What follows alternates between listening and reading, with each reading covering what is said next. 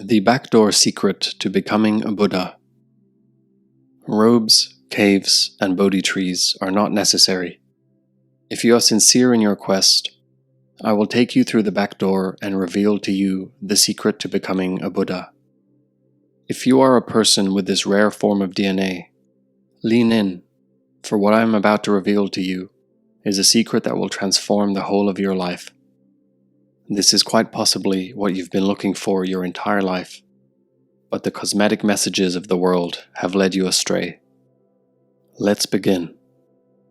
Questions are far more important than answers, for the key to solving anything is to keep refining the question until it is so incisive that the solution blossoms right in front of your eyes.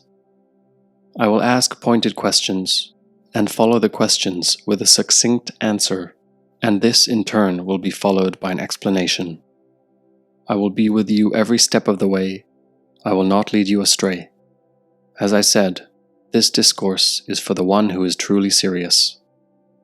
The first question is this: why are you not already a Buddha?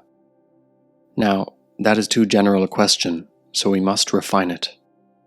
What is it that stands in your way of becoming a Buddha? This is a much more precise question. Do you see how it focuses your attention? Let's refine it further. What is the one thing that stands between you and instant Buddhahood? Now that's an incisive question, because it focuses you even more. It trims all the fat and gets straight to the source. What is the answer to this question? The one thing that stands between you and instant Buddhahood is the mind. What do I mean by that? You see, the mind is a wild and insatiable force. It came into existence the moment you bought into the idea that you were an independent, flesh and blood, egoic entity. I don't refer to ego in the traditional sense of the word. To have an ego is not to believe that you are grand and great. It is to believe that you exist at all. Your mind will now begin to snarl and get excited, so let me explain. You are not the flesh and blood entity you believe yourself to be. You are actually a consciousness. But because you don't realize this in your heart, you live as a condensed form of matter known as a flesh and blood human being. This flesh and blood human being is whom you refer to as I. And the moment this idea of I comes into existence, the mind does as well. You then succumbed to the belief that you were the mind.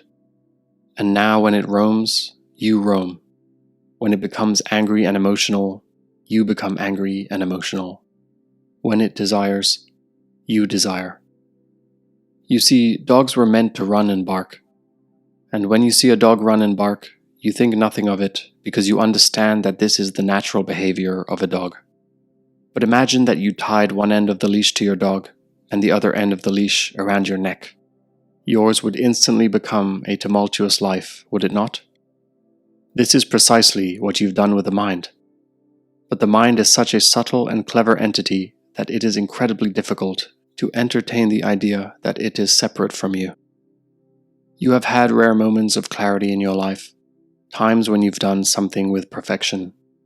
And after it was complete, you sat back and marveled at your wonderful performance or creation. During this creation, you had zero interference. It was natural. It was effortless. You felt like a god in all his majesty. I know that you've been told it is the zone, but no one ever told you what the zone really was. I have explored and experimented with this idea for over 20 years, and today I will share with you precisely what the zone is. And it coincides with the backdoor secret to becoming a Buddha. I will come to this shortly. So if it is the mind that prevents you from becoming a living, breathing Buddha, what can you do about it? I will now share with you an insight that no one has ever told you. The mind cannot be calmed, or tamed, or changed. It can only be transcended. Now we come to the backdoor secret to becoming a Buddha. The backdoor secret to becoming a Buddha is to achieve the state of Atmaman, the mind of the spirit. What do I mean? You are incredibly tied to the belief that you are the mind. And just on the other side of that belief is the glory of Buddhahood.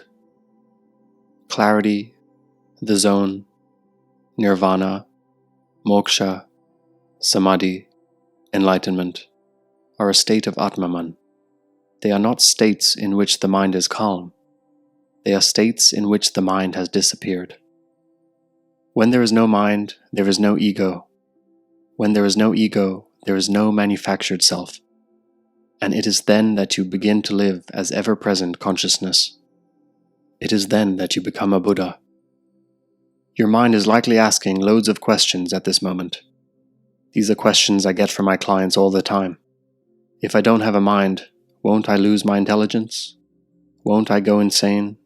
Won't I become an emotionless stone? Your intelligence flows at about a 20% capacity precisely because of the mind. The presence of the mind produces an endless barrage of thoughts and fears and worries, and these produce endless interference to the natural flow of your intelligence. You are far more intelligent without the mind than you will ever be with the mind. As for whether you will go insane, man is a creature who has a thought. The thought produces an emotion. The emotion produces a reaction, and the reaction produces another thought, which produces another emotion and another action, then another thought. Is this sanity to you?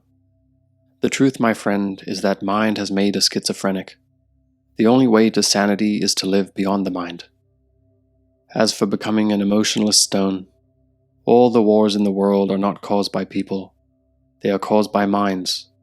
Mind makes a man ruthless, for it functions through ego, and ego knows no limits and no compassion. In the state of Atmaman, you actually become the best you that is humanly possible. All that emanates from you is perfect, because the source of your words and actions are no longer the mind, but pure consciousness. Your life becomes a masterpiece, and each of your actions a work of art. You achieve the state in which the seer becomes the seen.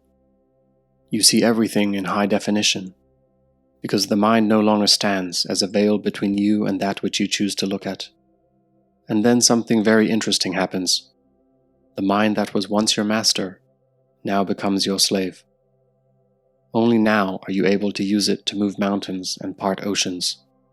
For your entire life, you've only been told the punchline, haven't you? About how the mind is your greatest tool and how it can move mountains. But no one ever told you that in order to make the mind a tool, it must first be transcended.